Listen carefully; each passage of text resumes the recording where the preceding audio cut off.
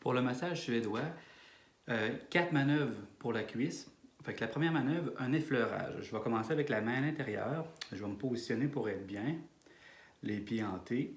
Alors, avec une main, je vais aller jusqu'à l'aine, puis avec l'autre main, jusqu'à la hanche. Pendant qu'il y en a une qui monte, l'autre descend.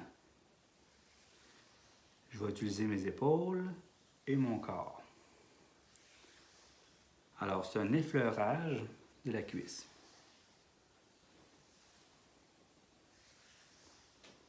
Je le monte au ralenti un petit peu. Je pars au niveau de la rotule.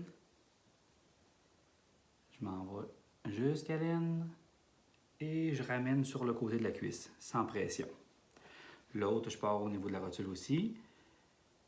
Jusqu'à l'aine, je fais le tour au niveau de la hanche et je ramène. Alors, 1, 2, 3, 4, 5. On peut le faire peut-être une 6e fois. Parfait. Alors, la deuxième manœuvre, une pression glissée en 4 temps. Fait que ma cuisse, je vais la diviser en 2 sur le sens du long, puis en 2 sur le sens du large. Je vais y aller avec le pouce puis la paume. Fait que je fais 1, à la moitié, je bifurque. 2, 3 et 4. Alors, la manœuvre va se faire en 4 temps. 1, 2, 3, 4. Puis je vais commencer toujours avec la main à l'intérieur. 1, 2, 3 et 4. 1, 2, 3. La quatrième, là, va chercher la hanche. 1, 2, 3 et 4. 1, 2, 3 et 4. J'évite de presser avec mes pouces. J'y vais plus avec le côté, puis avec la paume du pouce aussi.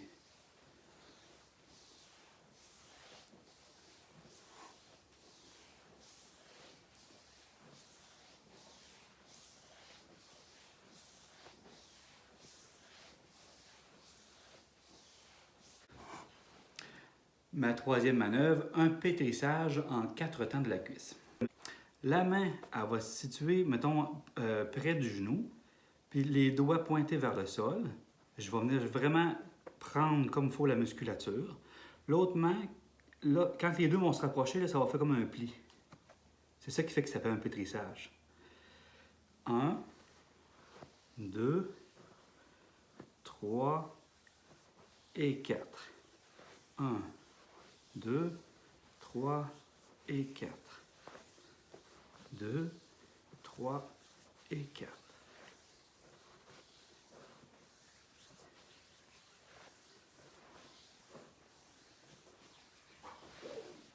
Quatrième manœuvre, foulage de la cuisse.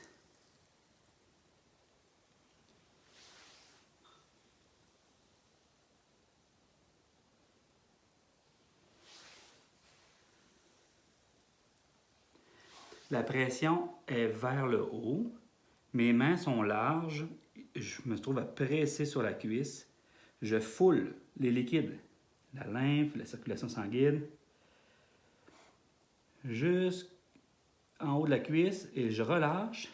Je relâche la pression puis je descends sur les côtés.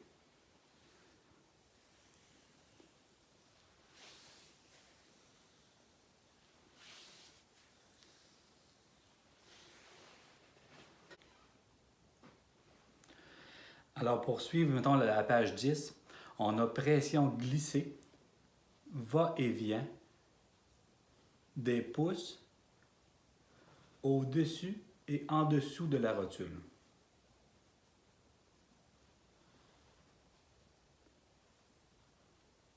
Ça peut se faire comme ça, ça peut se faire comme ça, ou tout simplement en mettant mon pouce et mes index ensemble. Parfait. Pour libérer les attaches au niveau des ligaments, en dessous puis au-dessus. À la page 10, le numéro 2, mobilisation de la rotule de bas en haut et de gauche à droite. Pour réussir ça, on va libérer la tension au niveau de la rotule, en levant au niveau du pied, Puis on peut aller à ce moment-là, il ne faut pas que la personne force du tout au niveau de la jambe. On peut tasser la rotule de gauche à droite, de haut en bas. Quand c'est libre, le genou, la rotule, c'est comme ça qu'elle se présente. Si la rotule est figée, et on n'est pas capable, c'est parce qu'il y a trop de tension au niveau de la cuisse encore. Pression glissée ascendante de chaque côté du tibia. Je vais utiliser ma main droite pour ce côté ici. Je vais aller chercher, mettons, au niveau de la malléole à l'interne. Je vais sentir comme il faut le tibia. D'ailleurs, la malléole interne, ça se trouve être le tibia. Fait que je peux y aller à l'intérieur de la malléole. Je vais faire au niveau de mon autre pouce pour aller chercher mon tibia. C'est presque sur le dessus de la jambe. Alors, les deux mains vont se croiser. Je vais drainer l'os du tibia. Quand l'os, tu vas voir ici, là, il y a comme une ouverture. L'os, il fait comme agrandir.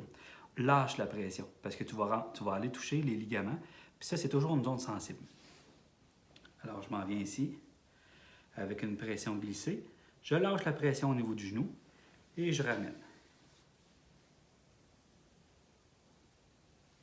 Parfait. Je le fais juste avec une main pour que vous puissiez le voir. La pression, elle se fait avec la paume du pouce. Comme ça. L'autre main. Parfait. Alors, les deux mains ensemble.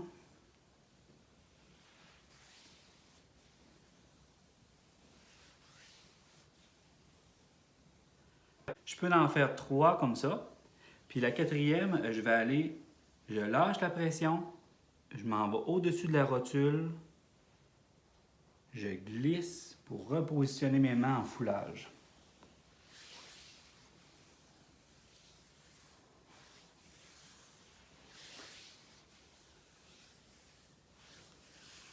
Et je termine avec un foulage de la jambe.